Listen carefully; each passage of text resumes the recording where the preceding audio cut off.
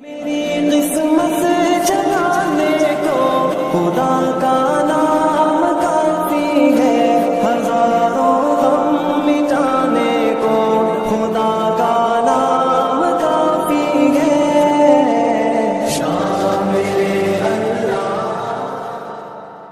حضرت والا کے اس چینل کو سبسکرائب کریں اور بیل آئیکن پر کلک کر کے آل نوٹیفیکیشن کو سلیکٹ کریں تاکہ حضرت والا کے سارے بیانات آپ تک پہلے پہنچیں۔ السلام علیکم ورحمۃ اللہ وبرکاتہ۔ بہت ساری مستورات بھی بیان سے فائدہ اٹھانا چاہتی ہیں، اور ہو سکتا ہے آپ میں سے بھی بہت سارے لوگ ہوں گے جن کی یہ خواہش ہے کہ یہاں جمعہ کے موقع پر جو بیانات ہوتے ہیں وہ بیانات اپنے گھر والوں کو سنائیں، اپنے بیوی بچوں کو، اولاد کو سنائیں۔ تو اس کی سہولت کے لیے ایک یوٹیوب چینل بنایا گیا ہے مدنی دسترخوان کے نام سے، اس میں یہ سارے بیانات اپلوڈ کیے جاتے ہیں۔ آپ حضرات اس سے بھی استفادہ کر سکتے ہیں۔ مدنی دسترخوان کے نام سے یہ چینل موجود ہے۔ السلام علیکم ورحمۃ اللہ وبرکاتہ۔ الحمد لله نحمده ونستعينه ونستغفره ونؤمن به ونتوكل عليه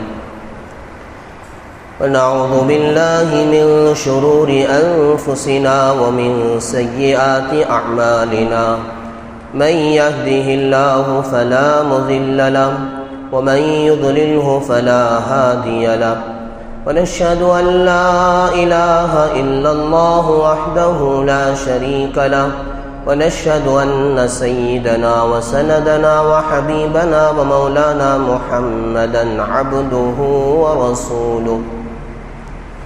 أما بعد فقد قال الله تبارك وتعالى: أعوذ بالله من الشيطان الرجيم، بسم الله الرحمن الرحيم.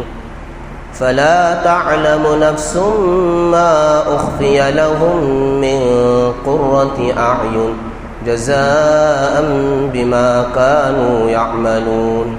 وقال النبي صلى الله عليه وسلم: قال الله تبارك وتعالى: أعددت لعبادي الصالحين ما لا عين رأت ولا أذن سمعت ولا خطر على قلب بشر، أو كما قال عليه الصلاة والسلام. رب اشرح لي صدري ويسر لي أمري واحلل عقدة من لساني يفقه قولي.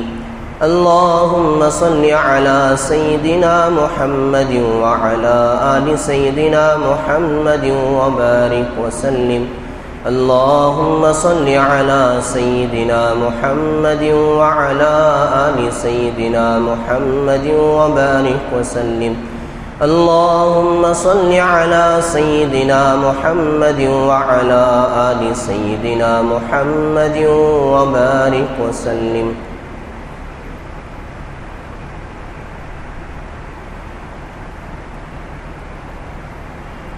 بزرگان محترم، نوجوانان عزیز،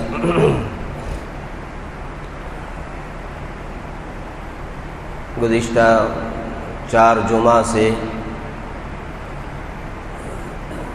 یہ بات عرض کی جا رہی ہے کہ ہم آخرت کی تیاری کیسے کریں۔ اصل جو زندگی ہم سب کی آخرت کی ہے، جہاں ہمیں ہمیشہ ہمیش رہنا ہے، تو اس کی تیاری ہم کیسے کریں۔ شروع کے 3 جمعہ تو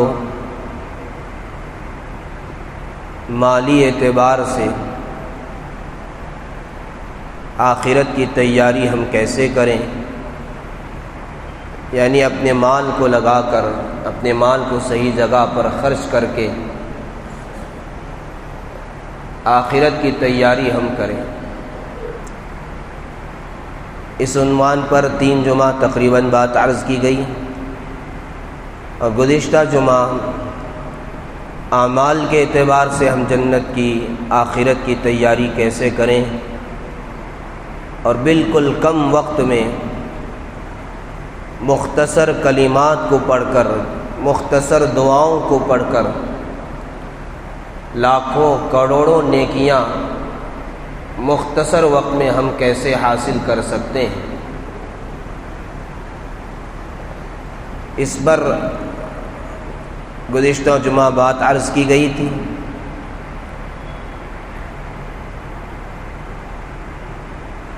تو مالی اعتبار سے بھی ہمیں جنت کی تیاری، آخرت کی تیاری کرنا ہے، اور اعمال کے اعتبار سے بھی ہمیں آخرت کی تیاری کرنا ہے۔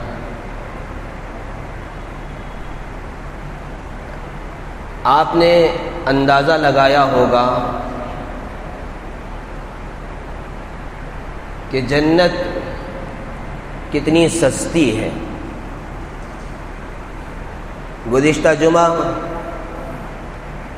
جن دعاؤں کا، جن کلمات کا ذکر کیا گیا تھا کہ صرف ایک مرتبہ پڑھنے پر، جیسے مثال کے طور پر بازار سے آدمی گزر رہا ہے، بار بار ہمارا گزرنا ہوتا ہے، اگر ہم بازار سے گزرتے ہوئے چوتھا کلمہ لا الہ الا اللہ وحدہ لا شریک لہ لہ الملک ولہ الحمد یحیی ویمیت وہو حی لا یموت بیدہ الخیر وہو علی کل شیء قدیر، اگر ایک مرتبہ پڑھ لیں 10 لاکھ نیکیاں آپ کو ملتی ہیں، 10 لاکھ گناہ آپ کے معاف ہو جاتے ہیں،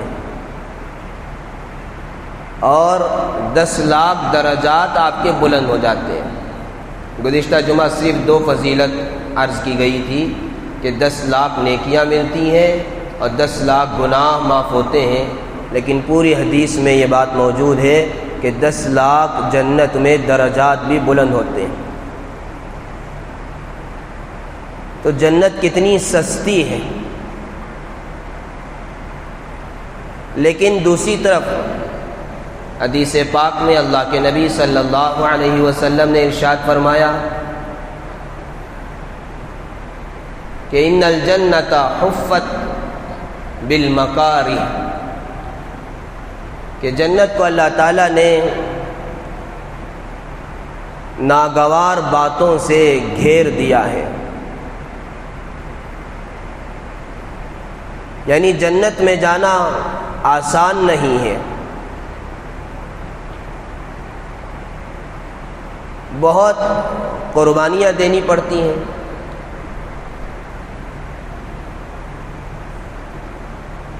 نفس پر بھاری گزرتا ہے نیک اعمال کرنا، فجر کی نماز کو اٹھنا، بستر سے اٹھنے کے لیے دل نہیں چاہتا، لیکن قربانی دے کر بستر کو چھوڑ کر وضو کر کے پھر مسجد کو آنا، نماز پڑھنا، نفس پر شاق گزرتا ہے۔ جتنے اعمال بتائے گئے وہ اعمال جب کرتا ہے آدمی تو نفس پر شاق گزرتا ہے۔ نگاہوں کی حفاظت کا حکم دیا گیا، حسینائیں کھڑی ہوئی ہیں، دل چاہ رہا ہے کہ ان کو خوب مزے لے کر دیکھوں، لیکن اللہ کا حکم ہے کہ اپنے نگاہوں کو نیچی رکھو، تو اب نفس پر بھاری گزرتا ہے۔ اچانک نظر پڑ گئی، اللہ کے نبی صلی اللہ علیہ وسلم نے فرمایا وہ تو معاف ہے، لیکن اس کے بعد فوراً حکم ہے کہ اپنی نگاہوں کو نیچی کر لو۔ اب اچانک نگاہ پڑی، بڑی خوبصورت عورت سامنے ہے، اب نگاہوں کو نیچی کرنا نفس پر شاق ہے، بہت بھاری ہے،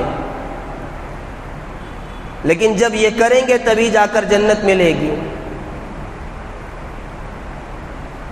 حرام روزی سے بچنے کا حکم ہے، تو جو اعمال ہے وہ کرنا بہت مشکل نظر آتا ہے، یعنی نفس پر بھاری معلوم ہوتا ہے،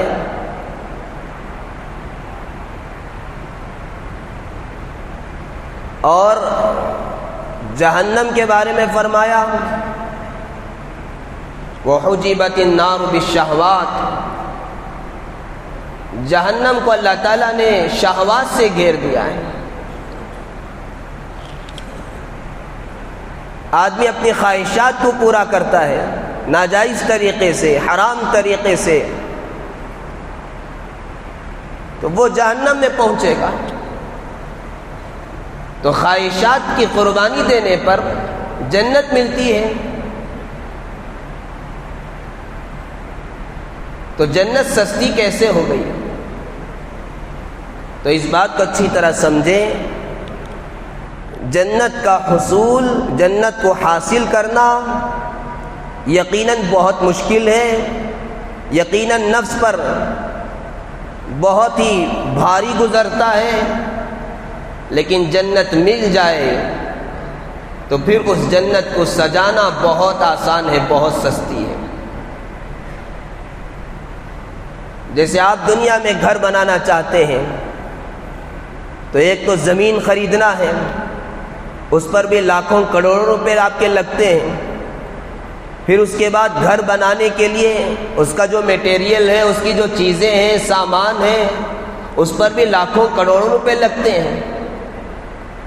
لیکن جنت ایسی نہیں ہے، صرف جنت کی زمین کو حاصل کرنا مشکل ہے، اس کے بعد اس جنت کو سجانا بہت آسان ہے۔ اس جنت میں درخت لگانے اور محلات کو تیار کرنا بہت آسان، بہت سستا ہے۔ جب تک آنکھ کھلی ہوئی ہے، یعنی جب تک زندگی باقی ہے، اس وقت تک آپ جنت کو خوب سجا سکتے ہیں، اپنی جنت کو خوب بنوا سکتے ہیں۔ بہت آسان آسان اعمال ہیں، لیکن جب آنکھ بند ہو جائے تو پھر اس کے بعد کوئی آپ کو اجر نہیں ملے گا۔ ایک بزرگ کا ایک قبرستان سے گزر ہوا تو انہوں نے دیکھا، اللہ تعالیٰ نے ان پر قبر کے حالات کو کھول دیا، یہ اللہ کی قدرت ہے۔ تو دیکھا کہ قبر کے اندر ایک صاحب قرآن مجید کی تلاوت میں مشغول ہے۔ اب ان دونوں کا کنیکشن ہوا۔ اس بزرگ نے پوچھا کہ بھئی ہم نے تو یہ سنا ہے کہ قبر یا تو مرنے کے بعد جنت کا باغ بنتا ہے، جنت کا باغیچہ بنتا ہے، یا جہنم کا گڑھا بنتا ہے، وہاں کوئی اعمال نہیں ہوتے ہیں، جو کچھ کرنا ہے دنیا میں کر لینا ہے۔ لیکن آپ یہاں قرآن مجید کی تلاوت میں مشغول ہیں۔ تو اس قبر والے نے کہا کہ دیکھو، جب کوئی بھی آدمی مرتا ہے، مرنے کے بعد جب قبر میں اسے لٹا دیا جاتا ہے، دفن کر دیا جاتا ہے، تو 3 سوالات ہوتے ہیں۔ 3 سوالات کے جوابات کے بعد اس کے لیے یا تو جنت کا فیصلہ یا جہنم کا فیصلہ ہوتا ہے۔ قبر اس کے لیے جنت کا باغیچہ یا جہنم کا گڑھا بنتا ہے۔ تو یہ سوال و جواب کے بعد اگر کوئی آدمی نیک ہے تو اس سے کہا جاتا ہے کہ دیکھو، اب تمہارا سوال و جواب ہو گیا ہے، اب آخرت جب ہوگی، جب قیامت قائم ہوگی، اس وقت تک کے لیے یہ خبر تمہارے لیے ویٹنگ روم ہے، یہاں تمہیں انتظار کرنا ہے۔ اگر تمہاری کوئی خواہش ہو، کوئی پسندیدہ مشغلہ ہو تو آپ وہ یہاں کر سکتے ہیں۔ تو چونکہ میں دنیا میں قرآن مجید کثرت سے پڑھا کرتا تھا، قرآن سے سچی محبت تھی، تو میں نے کہا کہ میں قرآن مجید کی تلاوت کروں گا۔ مجھے اجازت دے دی گئی اور میں قرآن مجید پڑھ رہا ہوں۔ پھر اس قبر والے نے کہا کہ میں نے اب تک 70,000 قرآن مجید یہاں قبر میں ختم کر دیے۔ تو اس بزرگ کو بڑا تعجب ہوا کہ 70,000 قرآن مجید۔ قبر والے نے کہا کہ یہ 70,000 قرآن جو میں نے قبر میں پڑھ کر مکمل کیے ہیں وہ آپ لے لیجئے، ایک سبحان اللہ کہہ کر اس کا ثواب مجھے دے دیجئے۔ تو بزرگ نے کہا کہ یہ تو بڑا سستا سودا ہے کہ 70,000 قرآن مجید ختم کرنا کتنا مشکل کام ہے، کتنا وقت لگتا ہے، اور سبحان اللہ کہنا کتنا آسان، کتنا مختصر وقت۔ تو اس صاحب قبر نے کہا کہ دیکھو جس دنیا میں تم ہو وہاں جو سبحان اللہ کہنے کا ثواب ملتا ہے، یہ قبر دار العمل نہیں ہے، دنیا دار العمل ہے، دنیا میں عمل کا ثواب ملتا ہے۔ یہاں جو کچھ میں نے ختم کیا ہے قرآن مجید، اس پر مجھے کوئی اجر و ثواب نہیں ہے، تمہارے ایک سبحان اللہ کہنا میرے 70,000 قرآن مجید قبر میں پڑھنے سے بھی زیادہ افضل ہے۔ میرے بھائیوں، میرے بزرگوں، جنت بہت سستی ہے، لیکن جب تک آنکھ کھلی ہوئی ہے، زندگی باقی ہے، اس وقت تک یہ موقع ہے۔ ہم اپنی جنت کو جتنا سجانا چاہیں سجا لیں، جتنا بہترین بنانا چاہیں بنا لیں۔ جنت چٹیل میدان ہے، یاد رکھیں۔ آپ کو اشکال ہوگا کہ جنت کے بارے میں تو ہم نے اب تک یہ سنا کہ جنت میں باغات ہوں گے، میوے ہوں گے، پھل فروٹ، نہریں، یہ فلاں فلاں نعمتیں ملیں گی، اور آپ کہہ رہے ہیں جنت جو ہے چٹیل میدان ہے۔ جنت کہتے ہیں باغ کو، باغ اسی کو کہتے ہیں جہاں پھل پودے ہوں، بے شمار نعمتیں ہوں۔ میں حدیث پاک سے آپ کو حوالہ دیتا ہوں۔ اللہ کے نبی صلی اللہ علیہ وسلم معراج کے سفر پر تشریف لے گئے، حضرت ابراہیم علیہ السلام سے ملاقات ہوئی، تو حضرت ابراہیم علیہ السلام نے اللہ کے نبی صلی اللہ علیہ وسلم سے کہا کہ آپ اپنی امت کو میری طرف سے سلام عرض کر دینا۔ حضرت ابراہیم علیہ السلام نے حضور صلی اللہ علیہ وسلم کے ذریعے سے ہم تک سلام پہنچایا ہے۔ اس لیے علماء نے لکھا ہے کہ جن جن کے پاس یہ حدیث پہنچے، یہ سلام سننے کے بعد وہ کہیں، آپ حضرات بھی ایک مرتبہ کہہ لیں وعلیہ السلام، یعنی حضرت ابراہیم علیہ السلام کو سلام کا جواب دینا ہے۔ انہوں نے سلام کہا، سلام کا جواب دینا واجب ہے۔ تو حضرت ابراہیم علیہ السلام نے حضور صلی اللہ علیہ وسلم سے عرض کیا کہ جنت کی زمین نہایت پاکیزہ عمدہ ہے، وہاں کا پانی بہت لذیذ ہے، لیکن جنت چٹیل میدان ہے، اس کے پودے سبحان اللہ والحمد للہ ولا الہ الا اللہ واللہ اکبر ہیں، جو جتنے چاہے اس میں پودے لگا لیں۔ اب علماء نے ان دونوں حدیثوں کو رکھ کر، ان دونوں باتوں کو رکھ کر، ایک طرف تو یہ کہا جا رہا ہے کہ جنت چٹیل میدان ہے، اس میں کوئی پودا وغیرہ نہیں ہے، خالی زمین پڑی ہوئی ہے، اور دوسری طرف جنت کی جو نعمتیں ذکر کی گئی ہیں کہ ایسے باغات ہوں گے، ایسے درخت ہوں گے، اتنے بڑے بڑے درخت کہ گھوڑے 100 سال اس درخت کے گولائی میں اگر بھاگے تب بھی جا کر وہ مکمل نہیں کر سکیں گے۔ تو اس کا جواب حضرات علماء اکرام نے مختلف دیا ہے۔ حضرت شیخ الحدیث مولانا زکریا صاحب رحمۃ اللہ علیہ نے فضائل اعمال میں اس کا ذکر کیا ہے۔ فضائل ذکر کے اندر ایک جواب یہ دیا گیا ہے کہ جنت اصل میں چٹیل میدان ہی ہے، اب ہم جتنے اعمال کریں گے ان اعمال کے مطابق ہماری جنت کو سجایا جاتا رہے گا۔ حضور اکرم صلی اللہ علیہ وسلم نے فرمایا کہ ایک مرتبہ سبحان اللہ کہنے پر جنت میں ایک درخت لگ جائے گا۔ اور بھی مختلف روایتیں ہیں جن سے پتہ چلتا ہے کہ جنت کو کیسے سنوارنا چاہیے، کیسے سجانا چاہیے۔ تو جنت تو چٹیل میدان ہے، کھلی ہوئی خالی زمین ہے، اس زمین کو سرسبز و شاداب بنانا، وہاں جتنے آپ چاہیں دل، آپ کا دل چاہے اتنے درخت آپ لگا سکتے ہیں، اس میں جتنے چاہے محلات آپ تعمیر کروا سکتے ہیں۔ جسے کہا گیا جو دنیا میں اللہ کا گھر بنائے گا اللہ اس کے لیے جنت میں محل تعمیر فرمائیں گے۔ یہ جو اعمال ہیں ان اعمال کے کرنے پر آپ کو یہ جنت میں محلات بھی ملیں گے اور درخت بھی لگائے جائیں گے اور اس جنت کو سجایا جائے گا۔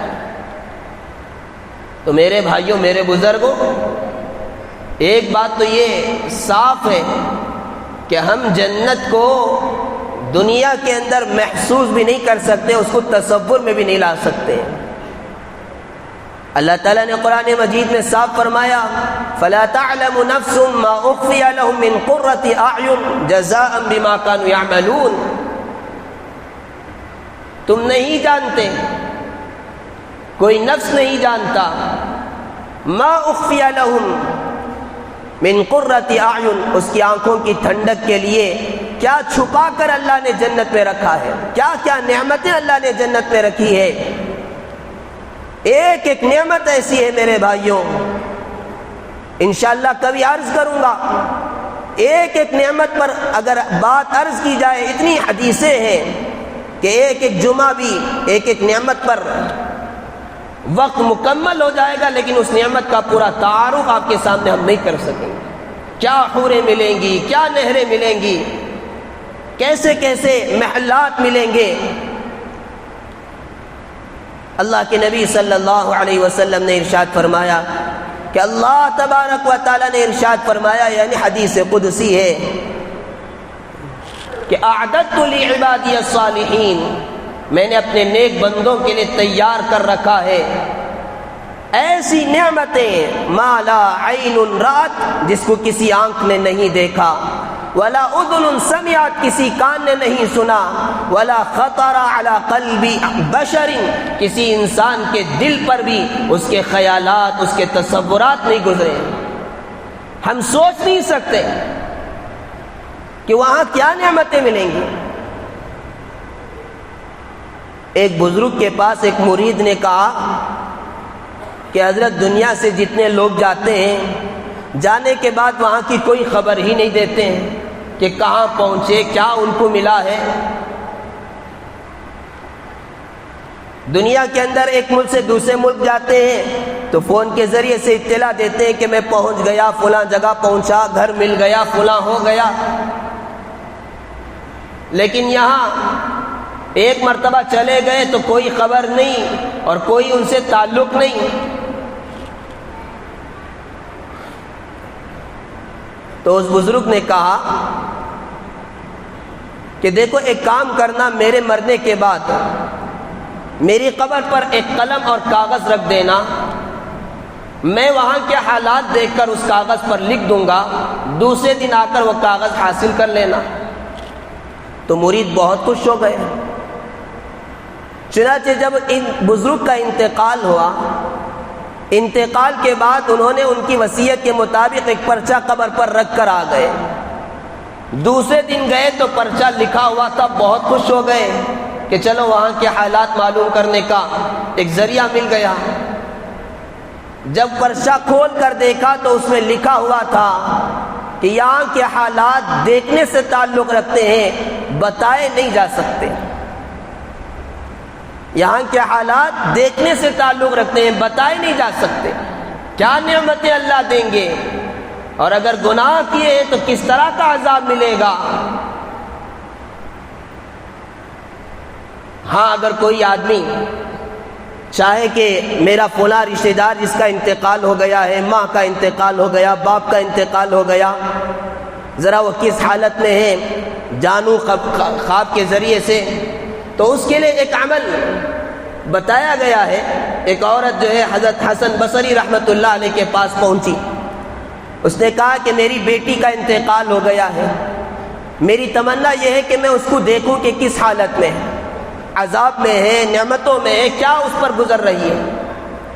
تو حضرت حسن بصری رحمۃ اللہ علیہ نے کہا کہ عشاء کی نماز پڑھ کر 4 رکعت نفل نماز پڑھنا، ہر رکعت میں سورہ فاتحہ کے بعد سورہ الہاکم التکاثر پڑھنا، اس کے بعد سو جانا دعائیں کرتے ہوئے اور خاص کر درود شریف پڑھتے ہوئے، جب تک نیند نہ آئے اس وقت تک برابر درود شریف پڑھتے رہنا۔ چنانچہ وہ عورت گئی اور یہ عمل کر کے رات کو سو گئی درود شریف پڑھتے ہوئے۔ خواب میں دیکھا کہ اس کی بیٹی جو ہے بہت ہی خطرناک عذاب میں مبتلا ہے، تارکول کا لباس اس کو پہنایا گیا ہے، اس کے ہاتھوں کو باندھ دیا گیا ہے، زنجیروں سے اس کے پیروں کو جکڑ دیا گیا ہے، باندھ دیا گیا ہے۔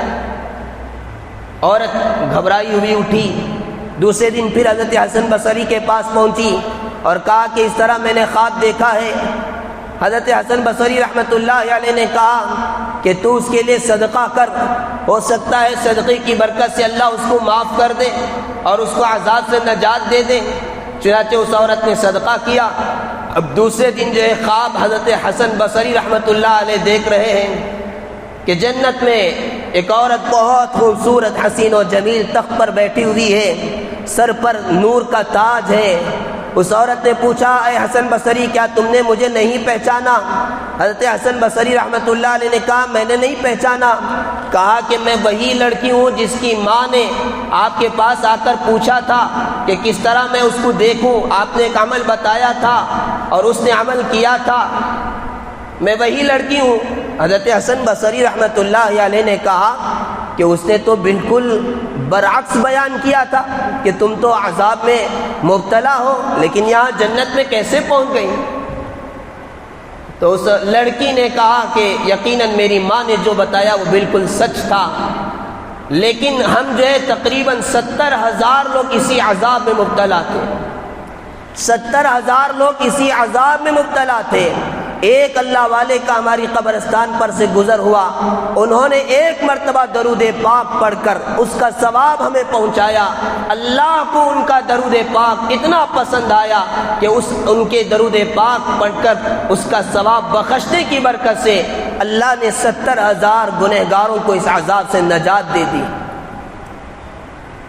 اس واقعے سے ایک تو یہ بات بھی معلوم ہوئی کہ درود پاک پڑھنے پر کتنا اجر و ثواب ملتا ہے۔ تو میرے بھائیوں، میرے بزرگوں، میں یہ عرض کر رہا تھا کہ جنت کی جو نعمتیں ہیں وہ نعمتیں، جنت تو چٹیل میدان ہے، جتنی نیکیاں ہم کریں گے اور جتنے اعمال ہم کریں گے اس کے مطابق وہ نیکیاں اور وہ نعمتیں ہمیں ملیں گی۔ تو گزشتہ جمعہ ہم نے مختصر وقت میں مختصر اعمال کر کے، یعنی کچھ کلمات اور دعاؤں کو پڑھ کر جنت کی یہ بے شمار نعمتیں کیسے حاصل کر سکتے ہیں، کتنا اس پر اجر و ثواب آپ کو ملتا ہے، اس کا ہم نے ذکر کیا تھا۔ اللہ نے ابھی موقع دیا ہے، اللہ نے موقع دیا ہے۔ میرے بھائیوں، میرے بزرگوں، ہم قدر کر لیں، قدر کر لیں، اور جتنی اپنی جنت کو سجانا چاہتے اتنی اپنی جنت کو سجا لیں، ابھی موقع ہے۔ جتنے نیک اعمال کر کے اپنی جنت کو سجا سکتے ہیں، اپنی جنت کو بنوا سکتے ہیں، بنوا لیجئے۔ ایک واقعہ، ایک قصہ ہے، لیکن بہت عبرت کا قصہ ہے کہ ایک شکاری جو ہے مچھلی پکڑنے کے لیے اس نے گل ڈالی گوشت کانٹے میں لگا کر، تو ایک چھوٹی مچھلی جو ہے اس گل کو، اس گوشت کو پکڑنے کے لیے دوڑ رہی تھی۔ اتنے میں ایک بڑی مچھلی آئی، اس نے کہا کہ دیکھ میری بات سن، یہ جو گوشت تجھے نظر آ رہا ہے اگر تو اس کو کھائے گی تو پھر کیا ہوگا؟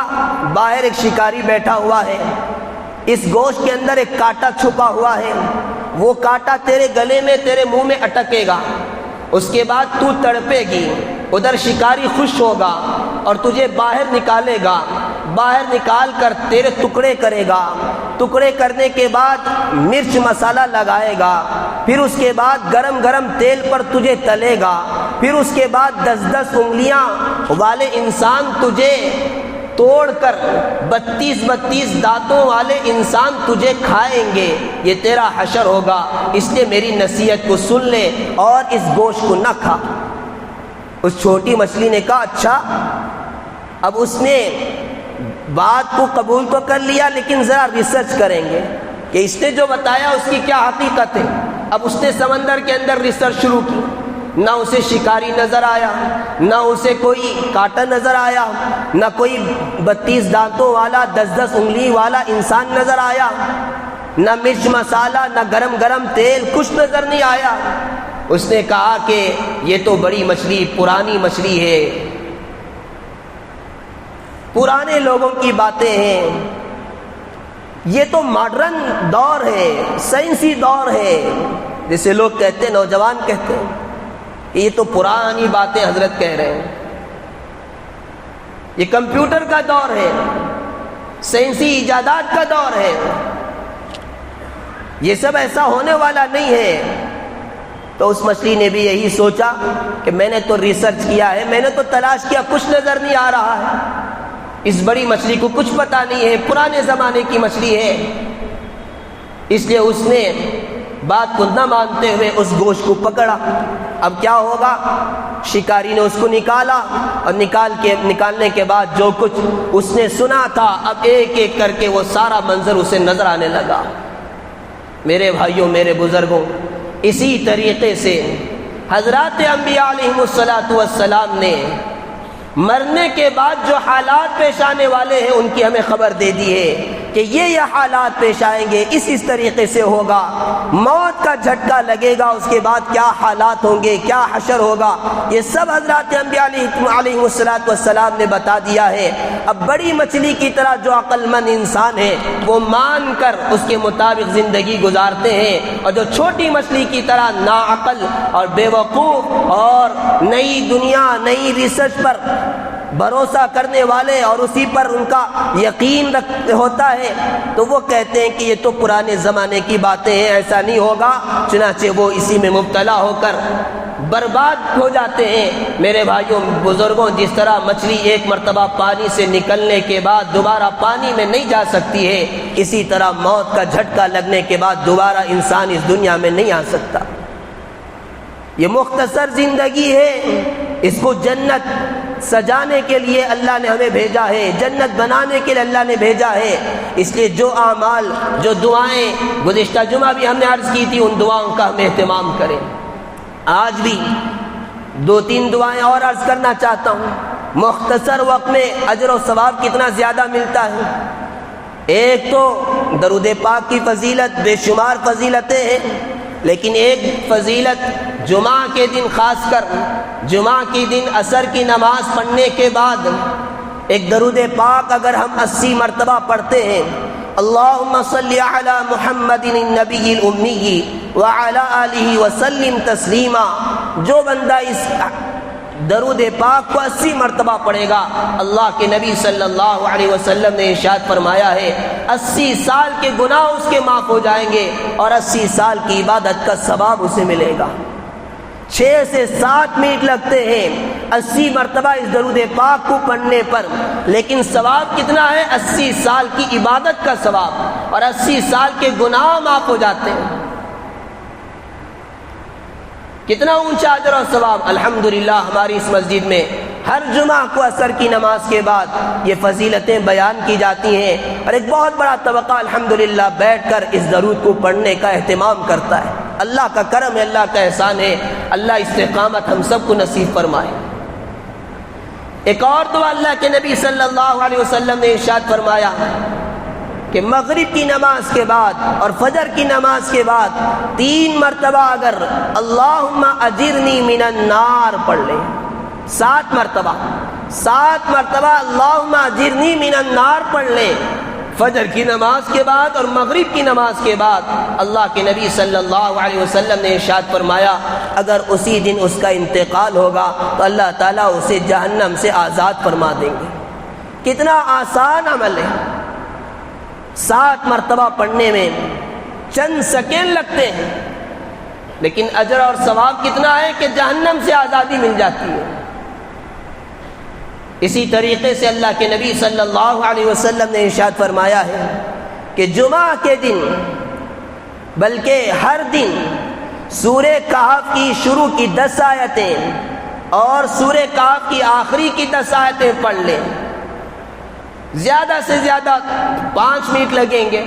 جو حافظ قرآن ہوتے ہیں اور جن کو پڑھ پڑھ کر عادت ہو چکی ہے ان کے لیے 1-2 منٹ لگتے ہیں. شروع کی 10 آیتیں پڑھنا اور آخر کی 10 آیتیں پڑھنا.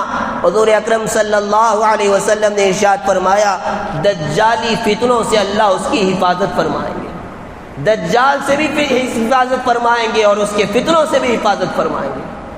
اور دجال خطرناک فتنہ حضرات صحابہ اکرام بہت زیادہ ڈرا کرتے تھے. ہر نبی نے دجال سے ڈرایا ہے. اس وقت ہم سب کو بہت سارے دجالی فتنے نظر آ رہے ہیں اور بہت قریب ہے کہ دجال نکل آئے. میرے بھائیوں میرے بزرگوں اس وقت ضرورت ہے کہ ہم روزانہ 10 آیتیں سورہ کہف کی شروع کی اور 10 آیتیں سورہ کہف کی آخری کی پڑھنے کا معمول بنا لیں. جیسے فجر کے بعد سورہ یاسین پڑھتے ہیں اس کے ساتھ یہ بھی پڑھنے کا اہتمام کریں. تو یہ سب اجر و ثواب ہے. اور بھی بہت ساری حدیثیں ہیں لیکن یہ چند حدیثیں اس وقت آپ کے سامنے عرض کی گئی ہیں. گزشتہ جمعہ بھی بہت ساری حدیثیں آپ کے سامنے ذکر کی گئی تھی. لوگوں کی خواہش ہوئی کہ اس کو جو ایک پرچے میں لکھ کر آپ جمع کر کے دے دیں, ہم پڑھنا چاہتے ہیں. الحمدللہ اس کی کوشش شروع ہو چکی ہے. انشاءاللہ تعالی اگلے جمعہ تک یہ جو گزشتہ جمعہ فضیلتیں بیان کی گئی ہے کلمات کی, ان کلمات کو بھی اور اسی طرح اور بھی چند کلمات ہیں جن کے پڑھنے پر یعنی مختصر وقت میں کم وقت میں ثواب اور اجر بہت زیادہ. جنت میں درخت لگانے کا بہت اچھا موقع ہے اور جنت کو سجانے کا بہت اچھا موقع ہے. انشاءاللہ تعالی اس کو پرچے میں یعنی کمپیوٹر سے اس کو صحیح طریقے سے جمع کر کے آپ تک وہ پرچے پہنچانے کی کوشش کی جائے گی. اللہ تبارک و تعالی ہم سب کو عمل کرنے کی توفیق عطا فرمائے. اللہ تبارک و تعالی اس مختصر زندگی کو جنت بنانے کے لیے القدر نصیب فرمائے اور خوب اہتمام کرتے رہنے کی توفیق عطا فرمائے. اس وقت ایک اہم اعلان آپ حضرات کے سامنے عرض کرنا ہے. الحمدللہ ہماری اس مسجد میں مختلف دوسری مسجدوں میں بھی ہوتا ہوگا لیکن اللہ کا کرم ہے, اللہ کا احسان ہے. کوشش یہ کی جا رہی ہے کہ ہماری اس مسجد کو مسجد نبوی کا ایک ماڈل بنائے. حضور اکرم صلی اللہ علیہ وسلم کے زمانے میں مسجد نبوی جو تمام چیزوں کے لیے ایک مرکز کی حیثیت رکھتی تھی, اس طریقے سے اس مسجد کو بھی ایک مرکز کی حیثیت دی جائے. یہ صرف عبادت گاہ نہیں ہے بلکہ یہاں سارے معاملات مسلمانوں کے حل ہونی چاہیے. مسلمانوں کا ہر کام مسجد سے جڑا ہوا ہو. وہ جب بھی کوئی مسئلہ آئے فوراً مسجد کو دوڑا ہوا ہے, مسجد کو بھاگ کر آئے, اپنا مسئلہ یہاں سے حل کرائے. تو مسجد کو ایک مرکزی حیثیت ہمیں دینا ہے. مسجد نبوی صلی اللہ علیہ وسلم کا ایک ماڈل بنانا ہے. کوششیں مختلف مساجد میں کی جا رہی ہیں. الحمدللہ ہماری اس مسجد میں بھی بہت کوششیں ہو رہی ہیں. ایک اس وقت کوشش یہ ہے کہ جتنے ہماری اس مسجد سے لگنے والے گھر ہیں, جتنے گھر ہماری اس مسجد سے متعلق ہیں, اب ہم یہ کوشش کر رہے ہیں کہ ان سارے گھروں کا ڈیٹیل ہمارے پاس موجود رہے تاکہ ہم اس کو سامنے رکھ کر کیا تقاضے ہیں, کیا حالات ہیں, ان کو جان سکیں اور پھر اس مسجد کے ذریعے سے ان حالات, ان کے تقاضوں کو پورا کیا جا سکے. ہماری اس مسجد سے متعلق جتنے گھر ہوں گے, ہمارے مسجد کے ذمہ دار اور مدنی دسترخوان کے نوجوان ذمہ دار یہ سب مل کر انشاءاللہ تعالی کوشش کر رہے ہیں کہ ہماری اس مسجد سے جتنے گھر متعلق ہیں ان کا ڈیٹا ہم جمع کریں گے. انشاءاللہ تعالی آپ کے گھروں تک ایک دعوت نامہ اگلے جمعہ سے پہلے, ہو سکتا ہے جمعرات یا بدھ کو, ایک دعوت نامہ آپ کو پہنچے گا. اس دعوت نامے کے اندر تاریخ لکھی ہوئی ہوگی کہ کس تاریخ کو آپ آ کر مسجد میں اپنی ساری تفصیلات جمع کر دیں.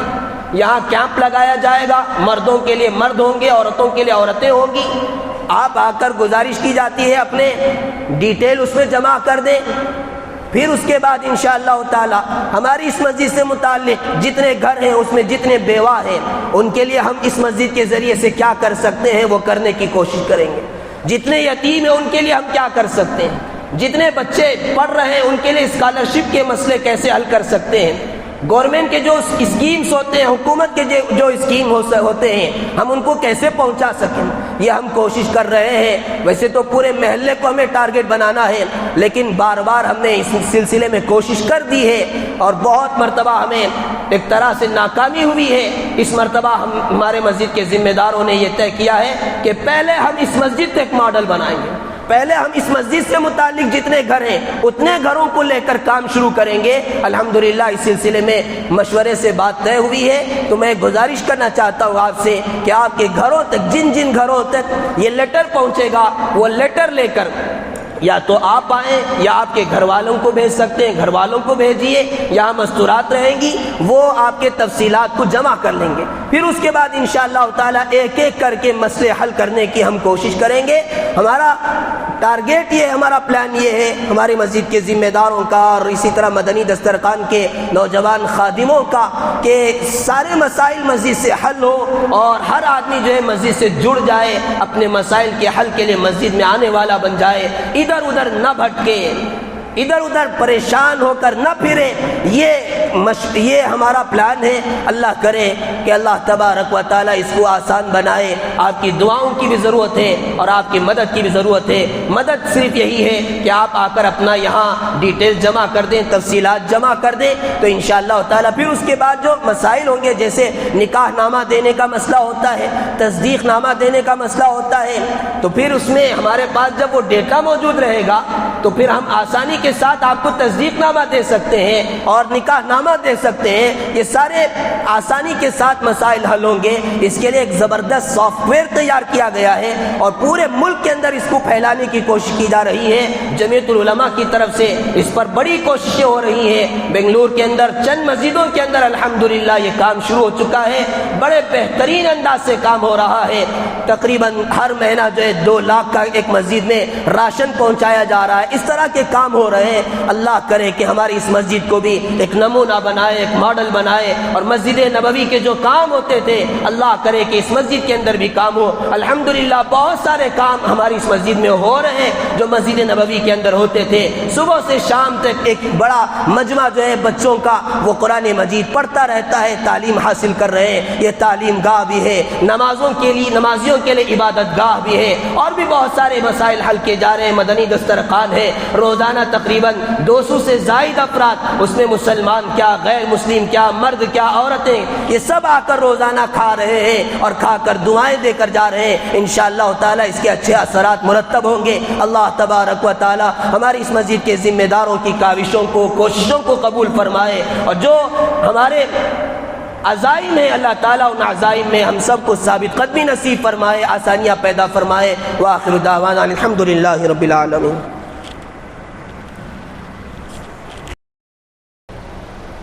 سبحان ربی العلی الاعلی الوہاب، اللہم لک الحمد و لک الشکر یا اللہ، اللہم صلی علی سیدنا محمد وعلی آل سیدنا محمد وبارک وسلم۔ اللہم انت السلام ومنک السلام، تبارکت یا ذا الجلال والاکرام۔ ربنا آتنا فی الدنیا حسنة وفی الآخرة حسنة وقنا عذاب النار۔ ربنا اغفر لنا ولوالدينا وللمؤمنين يوم يقوم الحساب۔ اے مولا کریم اپنے فضل سے ہم سب کے گناہوں کو معاف فرما، اے اللہ خطاؤں کو درگزر فرما۔ اے اللہ یقیناً بہت ہی گندے ہیں، لیکن اے اللہ آپ ہی کے بندے ہیں، آپ کے دربار میں آپ کی توفیق سے اے اللہ بیٹھے ہوئے ہیں، آپ سے بھیک مانگ رہے ہیں۔ اے اللہ اپنے فضل سے قبول فرما لیجیے، سچی توبہ نصیب فرما دیجیے۔ یقیناً اللہ ایک بڑی زندگی غفلت میں گزار دی ہے، اللہ دنیا بکتے بکتے گزار دی ہے۔ آخرت کی جیسی تیاری کرنی چاہیے تھی اللہ ہم تیاری کر نہیں پائے۔ اے اللہ بقیہ زندگی کو پچھلی زندگی کے لیے کفارہ بنا دیجیے۔ اے اللہ آگے کی زندگی کو آخرت کی تیاری کے لیے خوب اے اللہ استعمال کر لینے کی توفیق عطا فرما دیجیے۔ اے اللہ آپ کی توفیق سے سب کچھ ہوتا ہے، آپ توفیق فرما دیں، آپ آسان فرما دیں تو سارے مشکلات حل ہو جائیں گے۔ اے اللہ کرم فرما دیجیے، فضل فرما دیجیے۔ اے اللہ ہمیں ویسا بنا دیجیے جیسا آپ چاہتے ہیں۔ اے اللہ اپنی پسند کے مطابق ہمیں بنا لیجیے، اے اللہ اپنی پسند کے مطابق ہمیں بنا لیجیے۔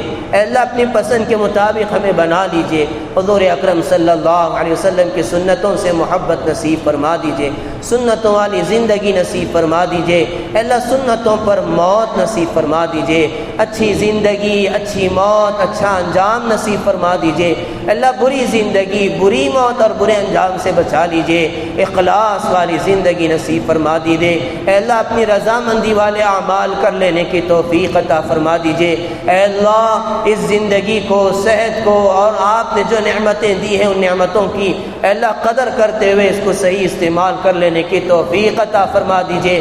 ہر ایک کو مرنا ہے، آپ کے پاس آ کر جواب دینا ہے، اے اللہ ہم میں سے کسی کو پتہ نہیں ہے کہ ہم میں سے کس کس کا کفن تیار ہو کر بازار میں آ چکا ہے، اے اللہ ہم میں سے کوئی نہیں جانتا کہ ہم میں سے کون کب مرے گا، اے اللہ کب تک زندہ رہے گا، اے اللہ اس کا علم صرف آپ کو ہے، اے اللہ ہم سب آپ سے بھیک مانگتے ہیں، موت سے پہلے موت کی تیاری، آخرت کی تیاری کر لینے کی توفیق عطا فرما دیجئے، اے اللہ اس کے بعد پچھتانے سے ہم سب کی حفاظت فرما لیجئے، اے اللہ آپ نے مال و دولت دی ہے، جائیداد دی ہے، اس کو صحیح جگہ لگا دینے کی توفیق عطا فرما دیجئے، اے اللہ مرتے وقت جو تمنا کی جاتی ہے جس کا آپ نے قرآن میں ذکر کیا ہے کہ کاش میں صدقہ کر دیتا، کاش میں اپنی جائیداد کو فلاں جگہ لگا دیتا، اے اللہ اس وقت تمنا کرنا ہمارے لیے کوئی فائدہ مند نہیں ہوگا، اے اللہ آج آپ نے صحت دی ہے، دولت دی ہے، اے اللہ آج ہمیں اس کام کو کر لینے کی توفیق عطا فرما دیجئے، یقین کامل نصیب فرما دیجئے، اے اللہ اصل زندگی آخرت کی زندگی ہے، یہ چند روزہ زندگی ہے، اے اللہ آخرت کی زندگی کو اے اللہ دنیا کی زندگی سے بہتر بنا دیجئے، آخرت کی نعمتوں سے ہم میں سے کسی کو محروم نہ فرمائیے، اے اللہ ہم میں سے کسی کو جہنمی نہ بنائیے، اے اللہ ہماری نسل میں سے کسی کو جہنم میں نہ بھیجیے، اے اللہ سب کو جنت الفردوس میں اعلیٰ مقام نصیب فرما دیجئے، نمازوں کا اہتمام نصیب فرما دیجئے، خشوع و خضوع والی نماز نصیب فرما دیجئے، اے اللہ اپنے کرم سے، اپنے فضل سے ہماری اولاد کو نیک بنا دیجئے، آنکھوں کی ٹھنڈک بنا دیجئے، حافظ قرآن، عالم دین، دین کا سچا خادم بنا دیجئے، نجات کا ذریعہ بنا دیجئے، دنیاوی اور دینی علوم سے مالا مال فرما دیجئے، اے اللہ دنیا اور آخرت دونوں کو کامیاب فرما دیجئے، اے اللہ ہمیں اپنے ماں باپ کی آنکھوں کی ٹھنڈک بنا دیجئے، اے اللہ ہمیں اپنے ماں باپ کے آخرت کا نجات کا ذریعہ بنا دیجئے، اے اللہ ہمارے والدین کی مغفرت فرما دیجئے،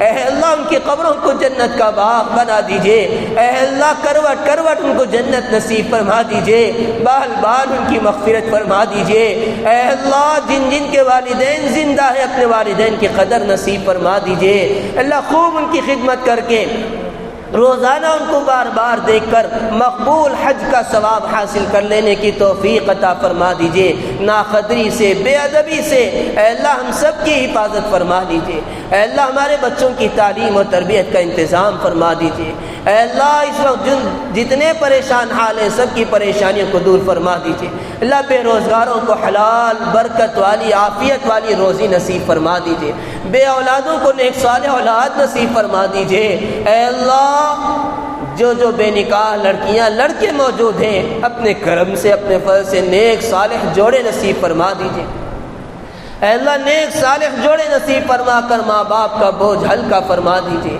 گھروں کی اے اللہ تنگیوں سے بچا لیجئے، قبر کی تنگی سے بچا لیجئے، برکت والی عافیت والی زندگی اور روزی نصیب فرما دیجئے، اللہ کسی محتاج کا محتاج نہ بنائیے، اے اللہ ہمیشہ دینے والا بنا دیجئے، اے اللہ ہمیں ہمیشہ دینے والا بنا دیجئے، اے اللہ ہمیں ہمیشہ دینے والا بنا دیجئے، اے اللہ حضور اکرم صلی اللہ علیہ وسلم سے سچی محبت نصیب فرما دیجئے، نوجوانوں کو نیک ہدایت نصیب فرما دیجئے، اے اللہ اپنے وقت کو موبائل میں اور دیگر اے اللہ بیکار چیزوں میں ضائع کرنے سے بچا لیجئے، بے حیائی والے اے اللہ کاموں سے بچا لیجئے، اے اللہ سنتوں والی زندگی نصیب فرما دیجئے، ہماری ماؤں کو بہنوں کو بھی نیک ہدایت عطا فرما دیجئے، پردے کا اے اللہ پابند بنا دیجئے، اے اللہ اپنے شوہروں کی، اپنے ماں باپ کی، بچوں کی، سب کی خوب قدر کرنے کی، خوب خدمت کرنے کی توفیق عطا فرما دیجئے، اللہ ان کی بھی نیک جائز تمناؤں کو پورا فرما دیجئے، اللہ جو مانگا وہ بھی عطا فرما دیجئے، جو مانگنے سے رہ گیا اپنی شان کے مطابق عطا فرما دیجئے۔ اللہ اس دعا کو حضور اکرم حضرت محمد صلی اللہ علیہ وسلم کے صدقے میں قبول فرما لیجئے۔